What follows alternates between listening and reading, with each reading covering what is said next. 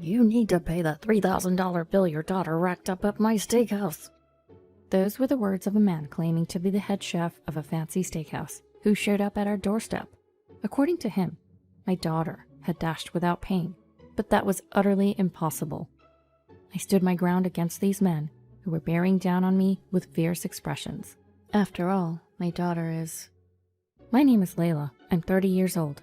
I live with my husband Daniel and our daughter Emma. I was once deceived by a former boyfriend who conned me out of $3,000, and I found out that I was pregnant with his child. I tried reaching out to him several times, but he never responded. He simply vanished. I was left alone, a divorcee with barely any savings left. Still, I gave birth to Emma. I was steeling myself for the tough times ahead when the news came that my ex-boyfriend was arrested. The man who came to my house for the inquiry was Daniel, my now husband. Daniel supported me as I was worn out from dealing with the ordeal with my ex-boyfriend. Despite our age difference, I was attracted to Daniel, who was strong and reliable. But I was a divorcee. I thought I would never be accepted, but Daniel did accept me. Now we have a good relationship with Daniel's parents and are leading a happy life. Then one day, I received a phone call from Daniel's parents. It's been a while and we were hoping you'd visit. We would love to see our grandchild. The voice of my mother-in-law, filled with affection, comes from the other side of the phone. My in-laws love their son's daughter, who's not related to them by blood, and I'm very happy about it. Absolutely, I'll let Daniel know as well. Upon hearing this, my mother-in-law cheerfully says, "Thank you," and ends the call. It takes about 5 hours to my in-laws' house. For us living in the city, it's a place in the countryside where time seems to pass slowly. I immediately tell my husband about the message from his parents when he returned home in the evening. Well, I haven't taken any vacation yet this month. Let's use some time off and visit them. I'll check with my boss if we can get consecutive days off. With that, Daniel quickly calls his boss for approval. His boss kindly gives us approval, and we start looking forward to visiting his parents after a long time. However, on the day of the visit, Daniel suddenly had to work. You go ahead. I'll head there right after I finish work. I might not arrive until the next morning, though. With these words, Daniel sends us off and heads to his office. I let my in-laws know about the change in plans, then set off with my daughter. When we arrive at the in-laws' house, they treat us warmly, and we spend a comfortable time there. They seem eager for Daniel to arrive soon. The next day, early in the morning, my in-laws head to the barn as usual. I offered to help, but they insisted that I take it easy during my visit. So I waited for them to return home. Just then, the doorbell rings. It was too early for Daniel to arrive. Assuming it was a neighbor, I hurriedly go outside. "I'm coming!" As I open the door, I find a man in his 70s standing there. He glares at me with a fierce expression, then suddenly, "I'm the owner of a local steakhouse. Your daughter dined and dashed at my place. Pay me $3,000. I was taken aback by his words and blinked in surprise. He then proceeds to explain the situation. Apparently, a young girl came to his store the previous night. Despite warning her that his store was too upscale for her to afford, she forced her way in and consumed $3,000 worth of food and drinks, after which she quickly left without paying. "I found out that she's your daughter. If you're her parent, you should pay for her," he demands. I shake my head, trying to defend myself, but he seems too angry to listen and keeps insisting that I should pay him. "Excuse me, may I ask your name?" I inquire. "I told you, it's Ethan. Now hurry up and pay," he retorts. "I need to ask my parents-in-law whether they know you." "Huh, shouldn't you be more worried about paying me first?" "Well, yes, but could you please wait a second?" I ask him to wait and immediately contact my in-laws. I call them right away to confirm my suspicion. They respond quickly, and I'm told an astonishing fact. Trying not to show my surprise, I look at the man standing before me. I can't pay you," I say. "What are you saying? You don't care if my business suffers. If you don't pay, I'll call the police." "But wait, I think there's some misunderstanding." "There can't be a misunderstanding. I made sure to ask for her name when she dined." Ethan brings out his cell phone to call the police. A policeman happens to pass by. The steakhouse owner called over the police officer and explained the situation. The officer furrowed his brows and glared at me, saying, "May I have a word with you?" I was confused, not knowing what to do with the officer's intimidating gaze. Your daughter is suspected of dining and dashing. If things stay as they are, we'll have to arrest her, he stated, demanding I hand over my daughter right away. No, there's been a misunderstanding. My daughter wouldn't do something like that. Even though I said this, the officer was unyielding. The steakhouse owner then said, If you insist, offering a concession. I'm not a monster. Since we're neighbors, if you can pay, I'll forgive her. Ethan, are you sure about this? It doesn't bother me. She's a young girl. I knew she wouldn't be able to pay from the beginning, but she still wanted to eat my food. Isn't that an honor? The steakhouse owner laughed heartily at this. The police officer's expression softened, and he presented me with a choice. Ethan here is offering you a solution. Why don't you pay the $3,000 for the food and the drink bill? He hasn't filed a complaint yet, so you won't be charged with a crime. I refused nonetheless. As I opened my mouth to explain my reasons, the steakhouse owner's face flushed with anger and he yelled, You're spurning my generosity. Is this how you raised your daughter? Don't mess with me. Calm down, please. Why are you refusing to pay? If things stay as they are, your daughter will truly be arrested. With a bewildered expression, the police officer asked me, I can't just agree to this. As I was saying this, the steakhouse owner let out a laugh, saying, Sorry, you mean you don't have $3,000 on you right now. I forgot. As we age, we become forgetful. Well, our shop accepts credit card payments. If you entrust your credit card to me, I can handle the payment and return it later. Is that good? Saying this, he instructed me to get my wallet. I refused, saying it was too risky to entrust my credit card to someone else, and offered to go along with him to handle the payment. However, the steakhouse owner threatened me, raising his fist and yelling, Don't you trust me? I'm in the credit business. Be careful with what you say or you'll regret it. Why can't I accompany you? When I asked this, the steakhouse owner started yelling again. Because you are disrespecting me. Listen, I'm connected with some famous organizations around here. If you can't pay the money, I can still make you pay $3,000 using my methods. That's why I've even called a police officer to handle this legally. As he ranted on, I stared at the steakhouse owner in disbelief. I wondered if it was okay for him to say such things in front of a police officer. Glancing over, I saw the officer pretending not to hear, looking away. Excuse me, you're a police officer, right? Did you hear that? This is a threat, isn't it? Is this okay? When I sought help, the police officer lowered his head with a troubled expression. No, I didn't hear anything. Anyway, if you pay the money, everything will be settled. Layla, please do as you're told. What did this man just say? I could not believe a police officer would say that. Dumbfounded, I watched as the steakhouse owner began to threaten me once again with his harsh words. Any ordinary person would despair at the words of these two.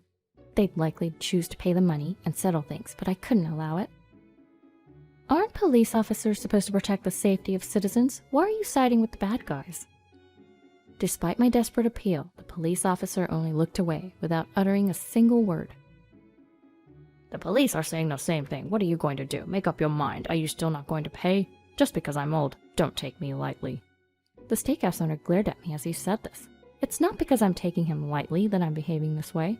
It's just unbelievable, so I'm stubbornly refusing. Even if I tried to explain, these two wouldn't let me get a word in.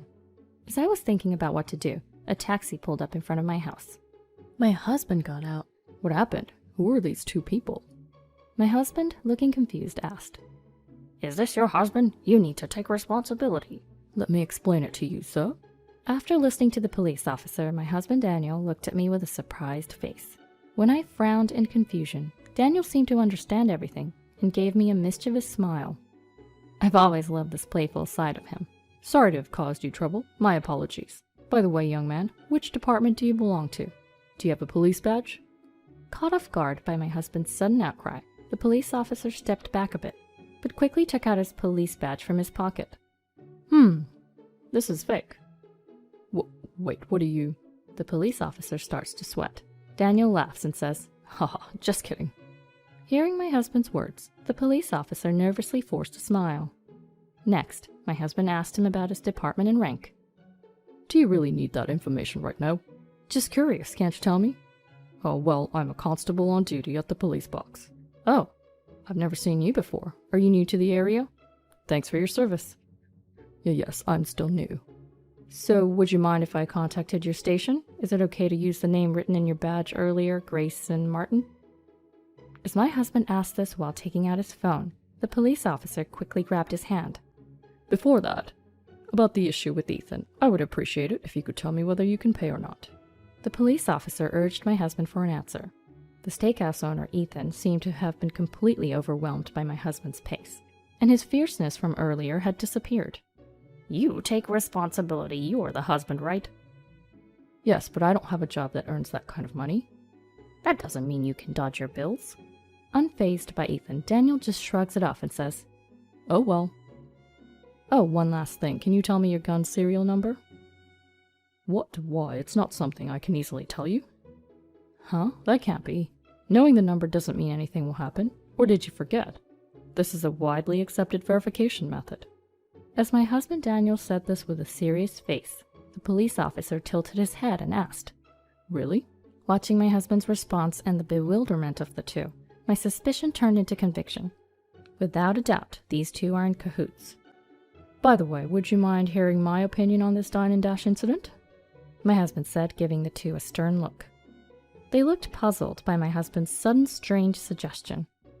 In conclusion, you are a fake cop who's trying to scam us with that old man over there, aren't you? The two were taken aback by my husband's words. Do you have any evidence? Yeah, show me the evidence that I'm lying. At their words, my husband said to me, Layla, bring her over. I ran to the back, and I brought our precious child in front of the two. To prevent any harm to her, my husband Daniel stepped in between us. My daughter's a 1-year-old, so she can't even walk, let alone dine and dash. When I said this, the two were shocked and opened their mouths wide. No, that's a lie. Is that child really Aria Taylor? Of course. After all, I'm only 30 years old. If this child wasn't my first, at what age would I have had my first child? When I said that, Ethan, the steakhouse owner, clearly became unsettled and took a step back. Then he glanced at the police officer, who nodded in response to his gaze. Oh, it seems that the dine and dasher was someone else. My apologies. The police officer and the steakhouse owner were about to run off. Then Daniel stepped in, encircling them so they couldn't escape. I immediately retreated to the entrance and watched the two through a gap in the door. Could you perhaps let me through? No, we won't let you escape. You might be scammers. We won't allow it. Don't mess with me. I'm a police officer. If you don't let me through, I'll arrest you for obstructing an investigation. The officer tried to forcefully shove Daniel aside, but Daniel nimbly circled back in front of him. My apologies for not introducing myself earlier. I'm Daniel Taylor, Chief Inspector of the New York Investigation Division. With that, Daniel pulled out his police badge from his pocket. It was a genuine police badge shining there, not some cheap imitation, like the one the young officer had shown earlier. What? Liar, I'm the real deal. Whether you're real or not doesn't matter. You've committed fraud, haven't you? It's a disgrace for a police officer. Do you understand what the investigation division does? Well, what are you talking about? You don't know what the investigation division is? The division is responsible for investigating intelligent crimes, such as fraud, embezzlement, counterfeit money, election violations, financial crimes, defamation, and high-tech crimes. In other words, it deals with criminals like you. Saying this, Daniel quickly took out handcuffs and began to arrest the two. The two couldn't resist the professional, and they were quickly apprehended. Daniel then immediately took out his phone and said, I've apprehended fraudsters on the spot. This is outside my jurisdiction. Please send officers from the designated area over here immediately. Upon hearing Daniel's words, the faces of the two scammers quickly turned pale. But please, forgive us. We were just desperate for money. It's our first offense. Please let us go. Just then, my in-laws arrived with the police. Are you okay? Sorry we're late. This guy couldn't explain things properly. Whatever. Wait, you're here too. What a relief. My in-laws said that, pulling me and our daughter in to hug us. I had been on edge this whole time, but I could finally relax and breathe a sigh of relief. The two were loaded into a police car. At first, I thought that old man was the only fraudster. When I called my in-laws, I asked if a man named Ethan lived in the neighborhood. My in-laws didn't know the name. They've lived here a long time and know everyone that lives around here. If they didn't know him, that meant this Ethan did not exist here. More importantly, my daughter is only 1. She couldn't possibly have done and dashed. Although I hadn't directly asked my in-laws to call the police, they had understood my situation and told me they would bring the police. When I thought I had to keep this man here until then, I was quite tense, but I made up my mind to protect my daughter. I sensed something fishy about the police officer who showed up. After talking to him for a while, I couldn't stand him or forgive him. Although I didn't have any proof at first, I became sure he was a fake officer due to Daniel's questioning. It was fortunate that Daniel was there this time, but thinking about what could have happened if he wasn't there made me break out in a cold sweat. I'm really glad it was resolved safely. After that, thanks to Daniel and the officer in charge of the area, the case involving the two fraudsters were closed. When they were investigated, it seemed a lot of charges were lined up one after another. Daniel sighed and told me the story. He looked somewhat sad and angry at the same time. Also, it seems that these two fraudsters were not part of an organization. Their faces became known to the entire country thanks to the news. As for me, thanks to the consideration of Daniel and my in-laws, I was able to stay at their home one more day. Also, the news that Daniel had arrested the fraudsters quickly spread, and all the neighbors brought over a bunch of fancy food, and the gathering quickly turned into a party. Our daughter also seemed to be having fun and didn't cry at all that night. I was savoring my happiness as I looked over at my daughter's face.